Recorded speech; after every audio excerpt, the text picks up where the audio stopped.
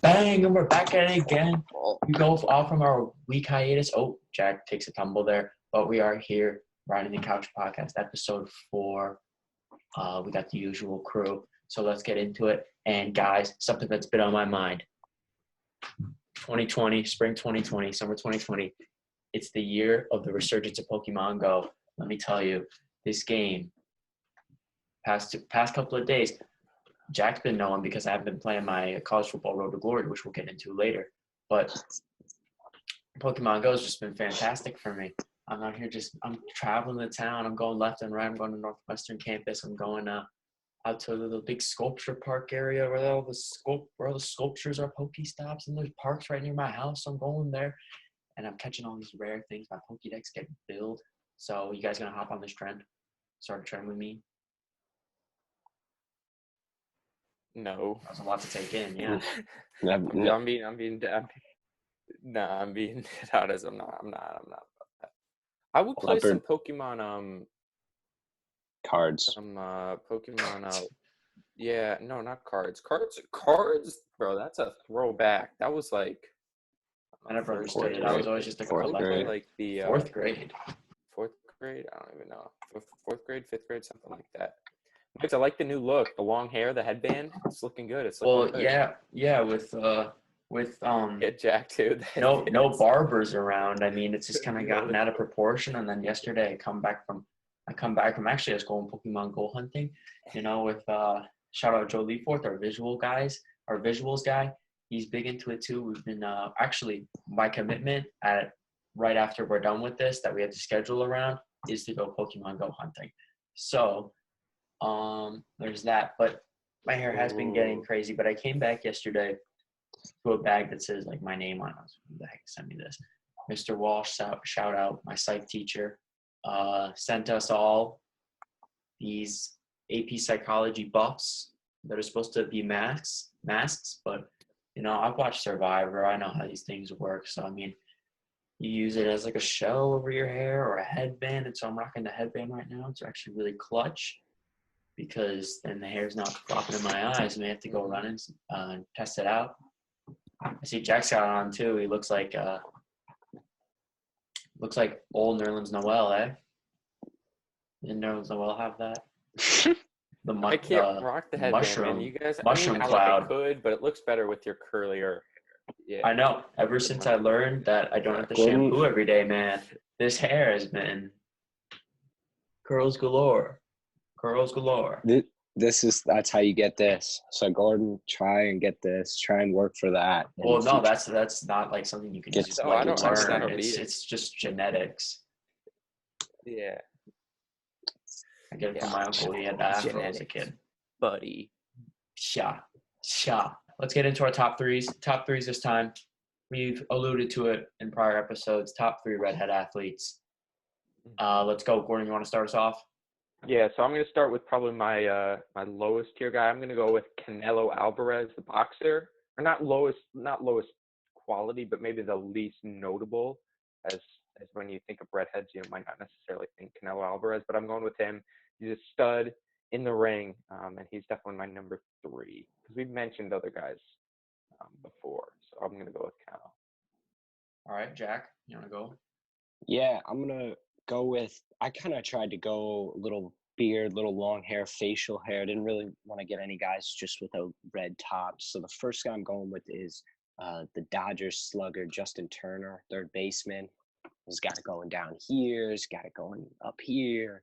And when he runs the bases, and sometimes his blue Dodgers hat will flip off, and he just looks so graceful as the wind bends his red locks back. So that's my number 3.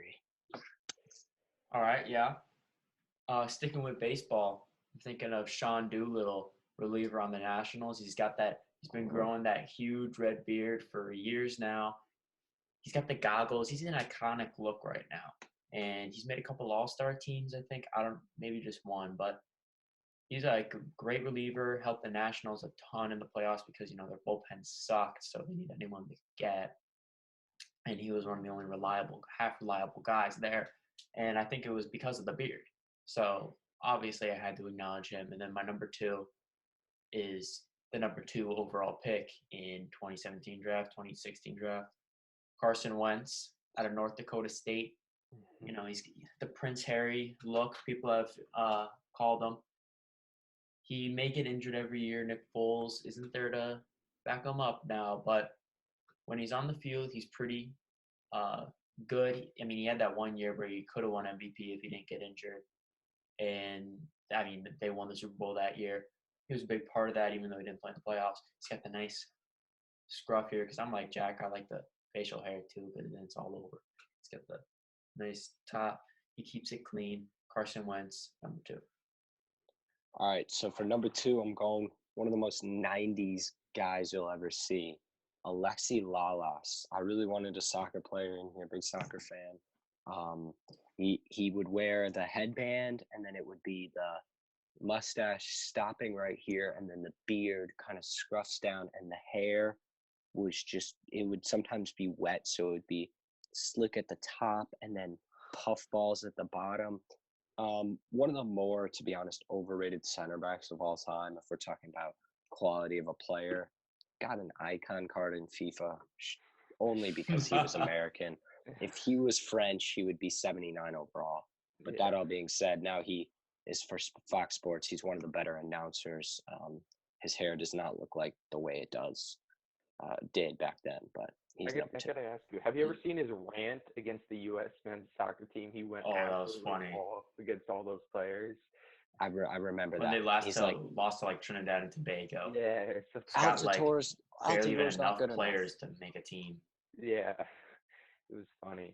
So my number 2. Oh, wait. Also with Lexi Lalas, do you have the same thing where you know how if you watch like any sort of like analysis of soccer, if they're an American, I'm kind of like, oh, I don't really buy it. Like they lose a little credibility. Yeah. Because I don't know. So Lexi Lalas will come on the screen and be like, does this guy even know what he's talking about? And I'm like, oh, he played for the national team. But then I'm like, oh, but the national team, are we really that great? So still a thing. I think I'll trust Marty Tyler over him. It's the voice, man.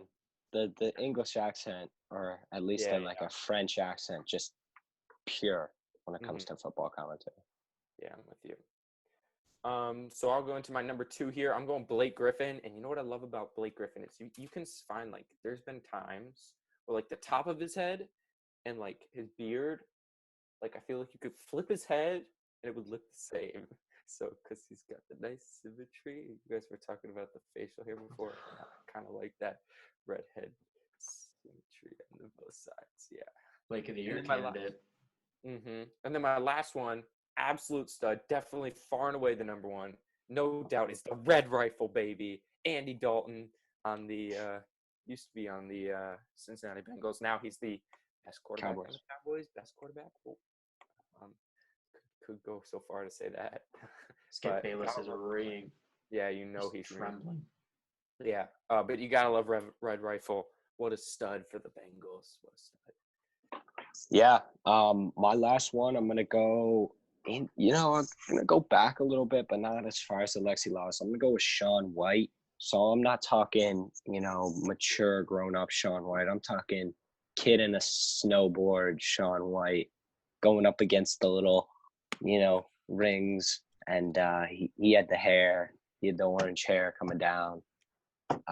Very similar, but I would say he was probably the most talented. I think he won a couple gold medals, and he was versatile too. I think he was could do it in snow and in X Games. So kind of one of those sports maybe you don't watch, but then when the Olympics come around, names like Shaun White, Apollo Ono start popping back up.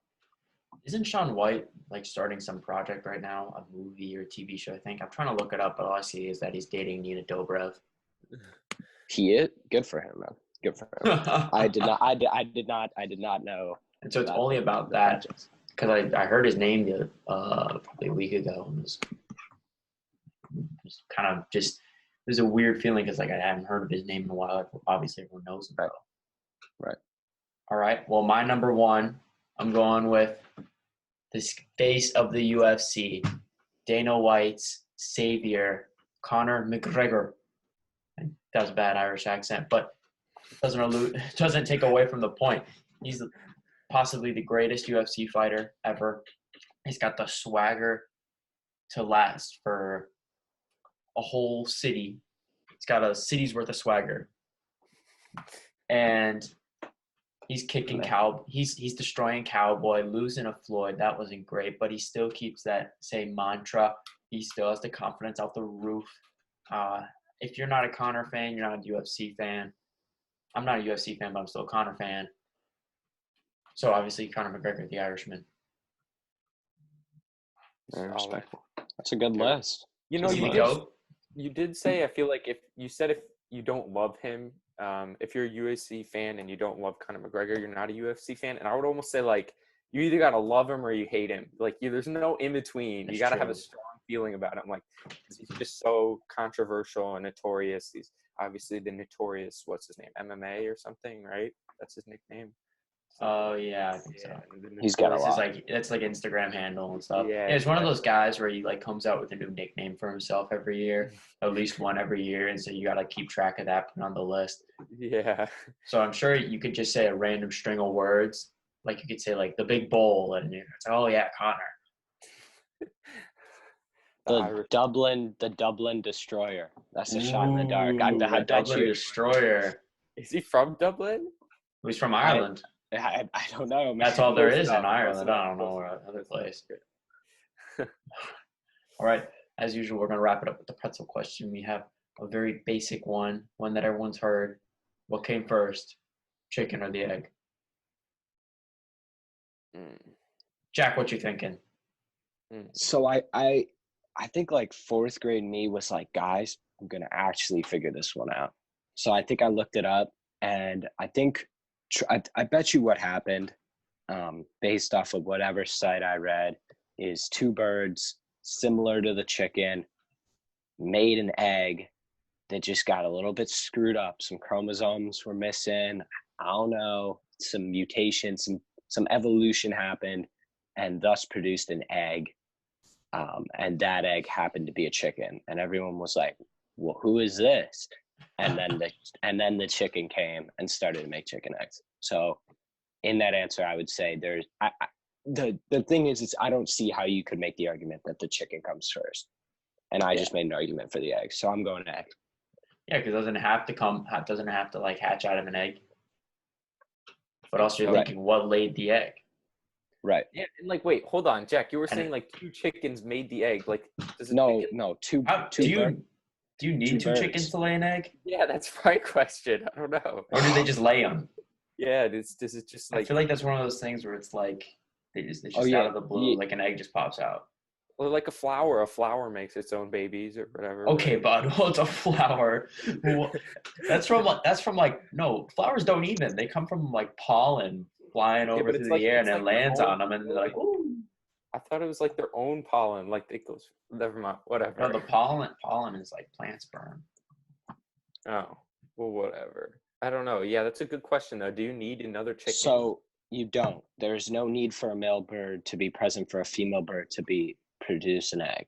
It's like it's ovulation. So essentially, I guess then my edited response, now that I have, because I was fourth grade, that was before sexual education. Now I can understand that I would assume a similar, maybe a dinosaur similar to a chicken, little kind of been evolving a little bit, lays an egg. It's a little bit screwed up, and out comes a chicken. Screwed up. It's a little bit. The dinosaur's looking at it like, what? Who are you? You're not. This is not my baby. Take it on Jerry Springer, and yeah. Imagine the parents, man. They see this chicken come out. They're, oh my god, you've got to be kidding me. We spend all this time hatching this egg. What a disappointment! And out comes this thing. Especially if it's like dropout. It's like a stegosaurus giving birth to a chicken, and then like, oh well, we just got screwed over. What is this thing? I want a refund. Yeah, take it back. Thank God we're not meat eaters. I'm taking care of that thing. There you go. What? It's like the stegosaurus. Okay. Yeah. Right. Stegosaurus? No, that's not a meat eater. Yeah, that's what I'm saying. They're veggies. Oh. Yeah. Wasn't listening all Cannibalism. that much. I was thinking that same thing because I was like, chicken. If the chicken hatches, then where's the other chicken come from? Do you need just two miracles right there? Also, what do you think chickens looked like it when they were with the dinosaurs? Because weren't they with the dinosaurs? No, they definitely came after like the whole meteor or whatever, though. Oh, But the chick- I thought I heard that they were like the alligators and turtles and stuff that they were around during the dinosaur age. I don't know. I feel like they would all just get eaten because those are like the easiest things to just Well, eat. wouldn't you think that about stuff now? That's true. It's not even close, Gordon. What? That might be your coldest take ever. What? The last standing dinosaur was a Triceratops 65 million years ago. The chickens became like appearing 8,000 to 10,000 years ago. Yeah, that's what I said. I said That the was chicken me. came way after. Yeah. Oh, You just I assumed it was apologize. Gordon because he's usually the one to say stuff Gordon's like usually that. the one with cold takes. We're talking literally a 65 million year age gap. Then I'm wrong. And I wonder, where did the chicken evolve from? Like, It says Asia and India. no, like Or do they make it? what creature? China's always come up to some Oh, fishy business. I'm sure China's out here just engineering chickens It 10,000 years says- ago with the creator of ice cream. The Oh. chicken's origins lie in a group called the theropods, which evolved into two categories, the Ceratosauria and the Tetrarinae. And so they split again. They keep splitting, and slowly the chicken is evolving over millions of years. So they did evolve from dinosaurs. Very interesting. I wonder what the first chicken looked like, though. Probably nothing like it does now. Do you think it was a different color? Do you think dinosaurs were a weird color? Probably not. Because we have no way of really knowing what a dinosaur, Yeah. like, if it was pink or bright blue. What if I it was, feel what if like- it was looking like that?